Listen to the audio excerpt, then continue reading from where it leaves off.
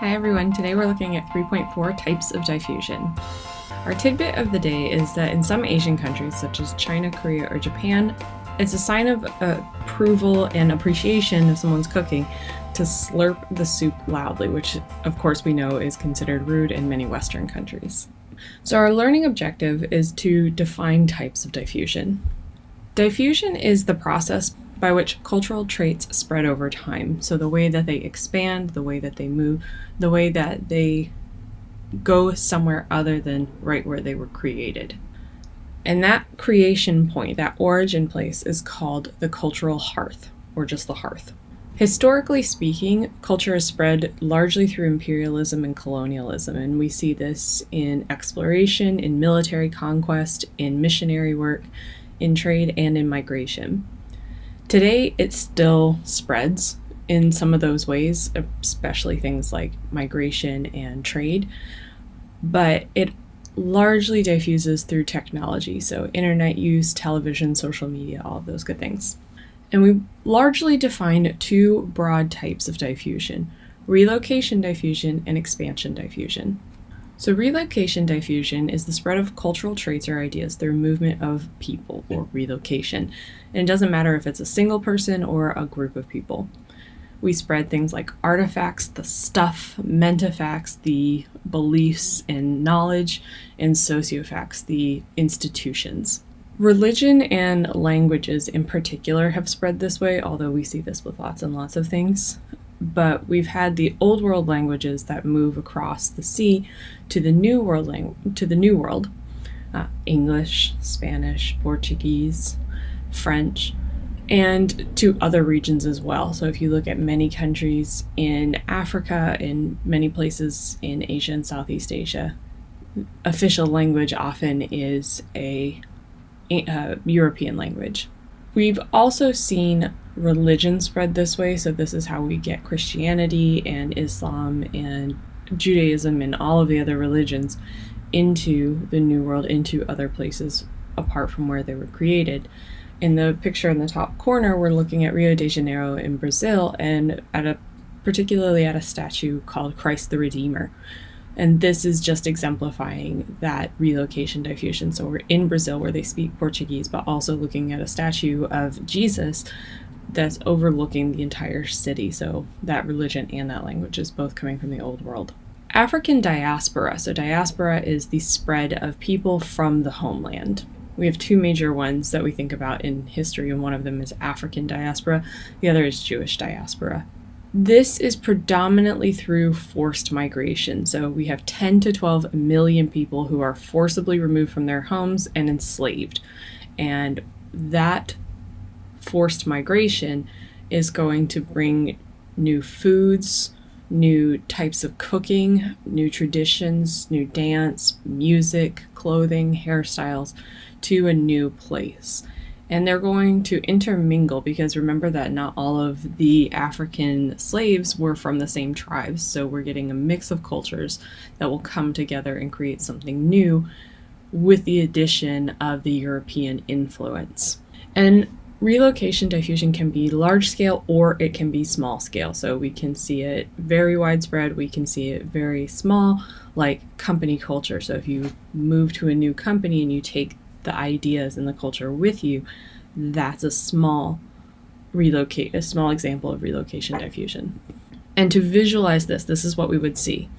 So our yellow is the relocating population, the black or blue is destination population, and we see that they are literally moving, they're relocating.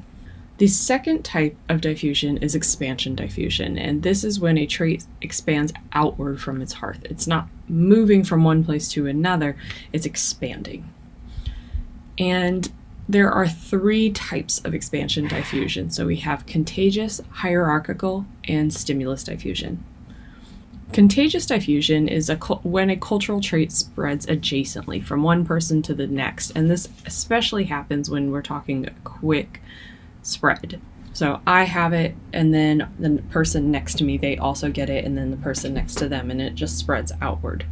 This occurs among all social classes and levels of power, and it spreads something like a wave. So I have it, and again, it just spreads outward. We see this a lot with things like slang words spreading really quickly through schools, through viral videos, through songs, fads, ideas, memes, and it spreads exceptionally quickly with social media and internet use. So think things like TikTok dances, mega popular songs, new clothing trends. Back in 2016, the fidget spinners and dabbing in the mid to late 2010s. Hierarchical diffusion is the spread of an idea or a trait from a person or place of power or authority to other people or places. So we're thinking that triangular shape, that pyramid shape of a hierarchy. One powerful person or thing at the top, and then it spreads downward until everybody has it. This often is going to diffuse from large urban centers, places like New York City, Los Angeles, Seoul, South Korea, and Tokyo, Japan. Celebrities and public figures in particular often spark new fashion and beauty trends. It could be more utilitarian in practice. So when we have professional innovations like farm technologies and methods happening and it spreads among the wealthier farmers, they often are going to push out small farmers who can't afford it.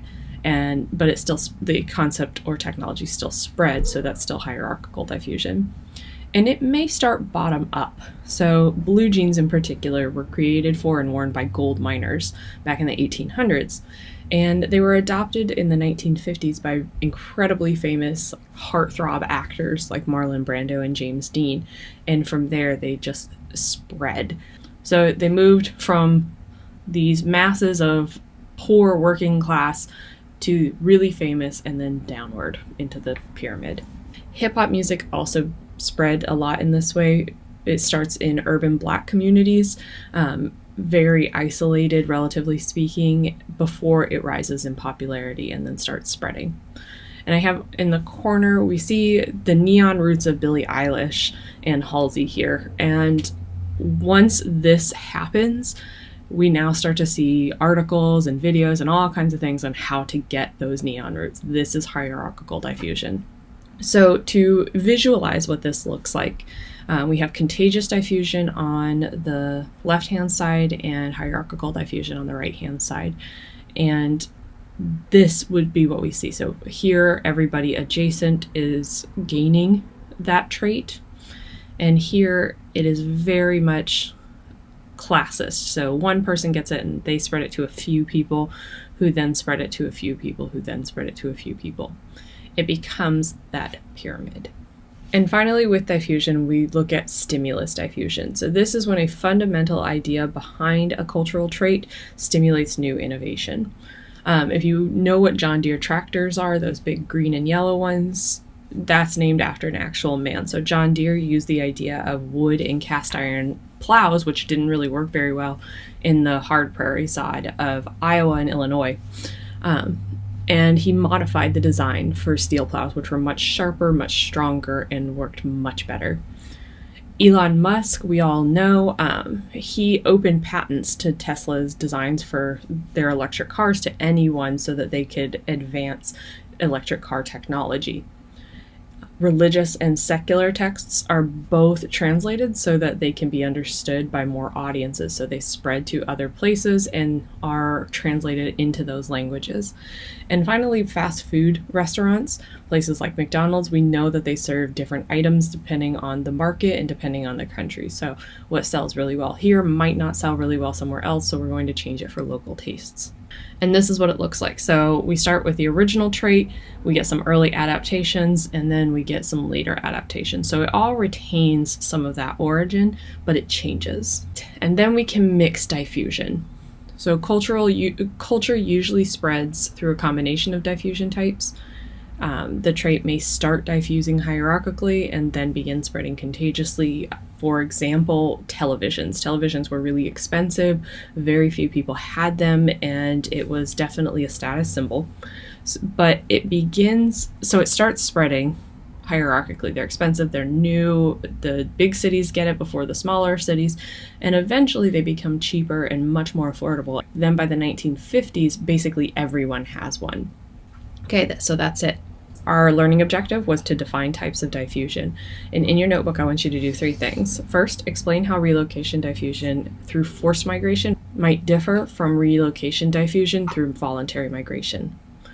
Then I want you to think about pizza. So introduced by Italian immigrants, pizza spread from Italian neighborhoods in New York City outward throughout the United States.